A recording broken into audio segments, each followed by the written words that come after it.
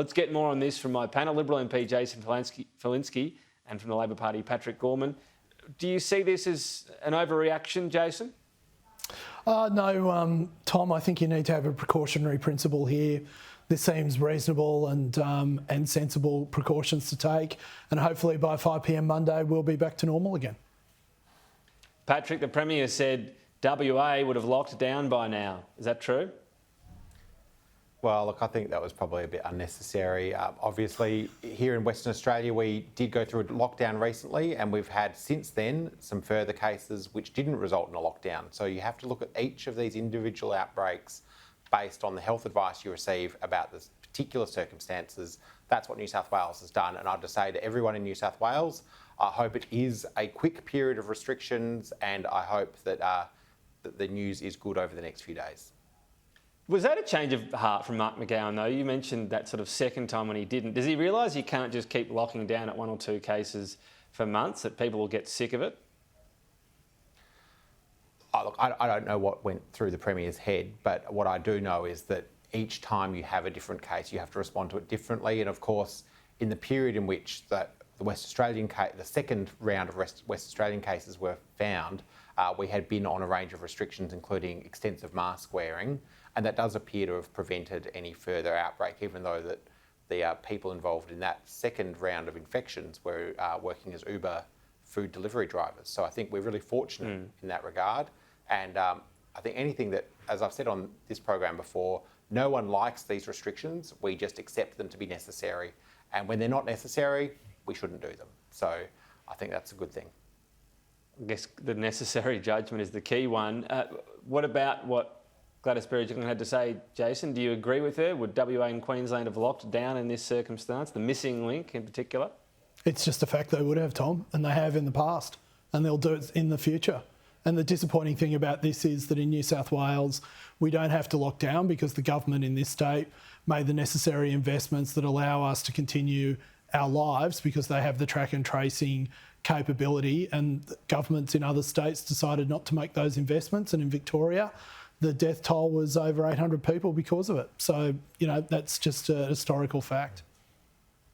I want to ask about JobMaker, Jason. Interested in what the talking points are on this one. I'm sure you'll reveal them because this was a centrepiece of the budget. It's just been quietly dropped. Apparently it's just a complete flop. Well, Tom, it's one of those programs that you... well, firstly, can I say, I don't know what's going to happen in the budget. Second thing that I would say is that it's one of those programs that you want to flop because it's a program that basically says, you know, use this program if you can't get people back into work. Now, what all the statistics are showing, what we know from both private and public sector economists, is that the job market is roaring back to life, that Australia has succeeded, as I said last week, where other countries haven't even begun to fail. We have a particular moment in Australia at this present moment where we can set ourselves up for the future, where we can make sure that we have a growing economy, a sustainable economy that will be able to support the essential services that people need to get on with their lives. There you go, Patrick, a good flop. What do you think? I'd agree that this government is a good flop. Let me say this. 2019 was the back-in-back budget. They scrapped it. 2020 was the JobMaker budget. They've scrapped it. Whatever we see from Josh Frydenberg and Scott Morrison next Tuesday night, it's going to stick around for about 3 months before they do another backflip. All right, that's pithy. I'm just going to pay that and move on because, Jason, you got a good whack at WA, so you can call that 1-1. I want to ask finally, though, about the Prime Minister. What he had to say this morning, Jason Falinski. I don't know, Pat. Are we happy with Tom keeping score? I'm writing it down. Only if the West wins. Yeah, well, we'll see. The West never wins under Tom. Not sure what that's supposed to mean. The Prime Minister, though, blaming the media for talking about the prison penalty for Australians trying to get back from India, Jason Falinski. It was in the Health Minister's press release. It was dropped to multiple newspapers for their Saturday edition, and it's the media's fault, is it? Well, it almost inevitably always is, Tom, but unfortunately you're around to set the record straight. Look, I think the point about the Prime Minister's trying to make is that these penalties have been on the books for a very long time. It wasn't something that was introduced simply for the ban, the temporary pause on people being repatriated from India, and that it all got conflated and there's been a lot of misinformation out of there.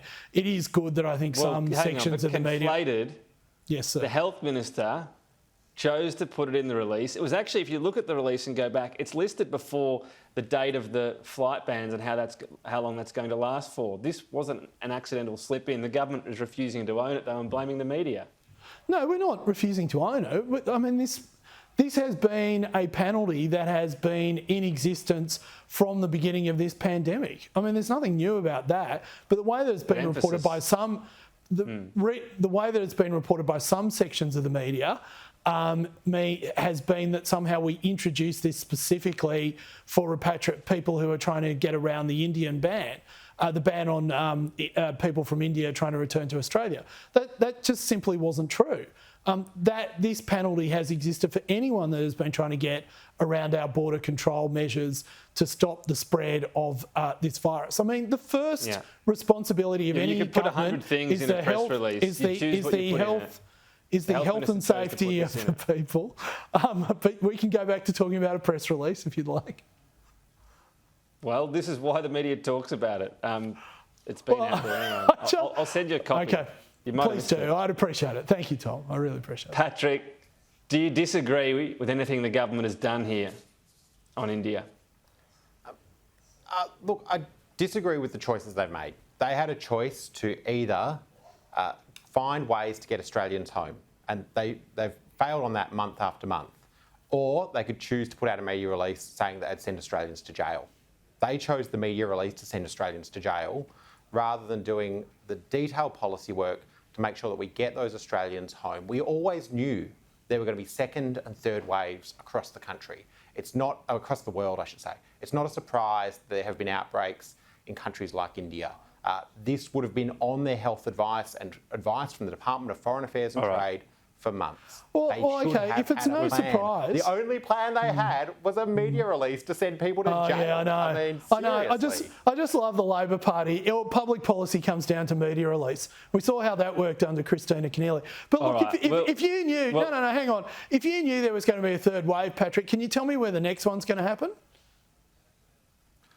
Jason, I don't know where the next outbreak We've got to...